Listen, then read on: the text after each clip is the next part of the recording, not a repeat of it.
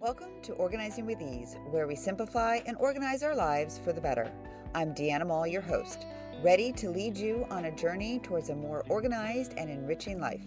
Together, let's explore practical strategies, inspiring stories, and expert advice to simplify every aspect of our lives.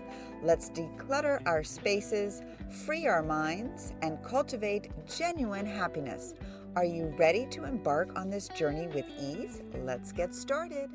Hello, friends, and welcome back to Organizing with Ease. I'm your host, Deanna Mall, and today we're wrapping up our February series. If this is your first time tuning in, I welcome you. And for my returning listeners, I'm so glad you're with me. But more importantly, we are shifting gears and asking now that we've cleared the clutter, what are we making space for? In February it is a pivotal month. It's when the new year motivation starts to fade and real life challenges start to creep back in. Maybe you've stayed on track, or maybe you're feeling like clutter is creeping back into your home and your routines. Either way, this episode is for you. We've spent this past month, tackling physical, mental, and emotional clutter, making space for what truly matters. But here's the thing, decluttering is not the final goal. And why is that? It's because it's the beginning. The true transformation happens when we decide how to use the space and time we just freed up. And speaking of transformation, my kitchen renovation is, drum roll please, finally done. If you've been following along, you know that the past months, more than several months, I've had to navigate life with a makeshift setup. I had a small coffee and breakfast station in my I guess you would say call it the living room / kitchen area, but it's not the kitchen area.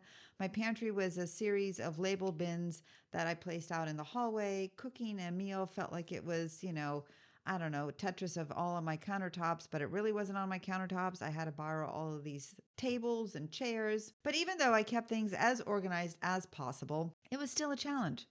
I had my moments of frustration. So did my family. Of searching things when I knew I had it, but I couldn't find it because, oh yeah, that's right, it wasn't in its usual place. But now I can walk into my kitchen and everything just flows. It's just as simple as turning on the faucet and having running water in your sink in the kitchen. That's the basic. That feeling, that effortless ease, it's exactly what I want for you. And not just in your kitchen, but throughout your entire home and your life. So today we're focusing on what happens after the declutter. How do you fill the space you've created? Do you fill it up at all? How do you avoid slipping back into old habits? And most importantly, how do you make sure that your home and your routines actually support your goals instead of constantly working against them? Let's get into it. You ready? The shift from clearing clutter to building your future. Think about the last time you cleaned out your closet or decluttered a room. How did it feel? Probably refreshing, right? Like a weight has been lifted. But now think about this. Did that feeling last? Are you still feeling it? For some of you, maybe it did. For others, the clutter crept back in, slowly but surely. And that's normal. If we don't change our approach, the clutter will always return. So studies have shown that 80% of items people keep, quote unquote, just in case, are never actually used. Are you one of those? Are you one of those that keeps things just in case and actually has a closet designated for that? So what's the solution? We don't just need to remove the clutter, we need to replace it with something better. If you decluttered your closet, what will you fill it with? Only clothes that fit, flatter, and make you feel good? Schedule. What about making time for? What are you making time for? More family dinners, self-care, or learning something new? Mental space. What are you inviting in? Less stress, more gratitude, more intentionality? You can't reach for something new if your hands are still full of yesterday's clutter. Louise Smith.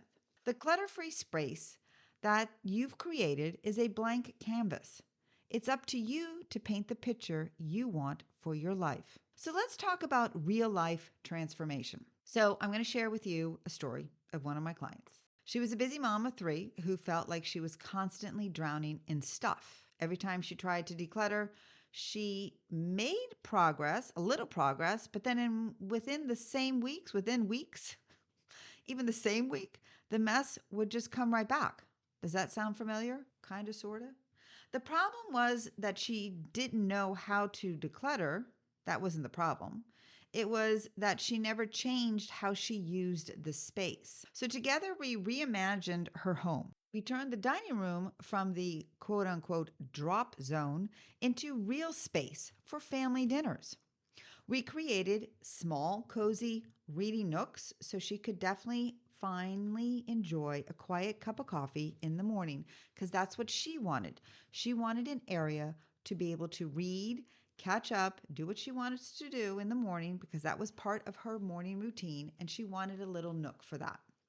We set up realistic systems for those toys, the paperwork, and the laundry because no, an overflowing basket in the hallway is not an organizing system. It's just not.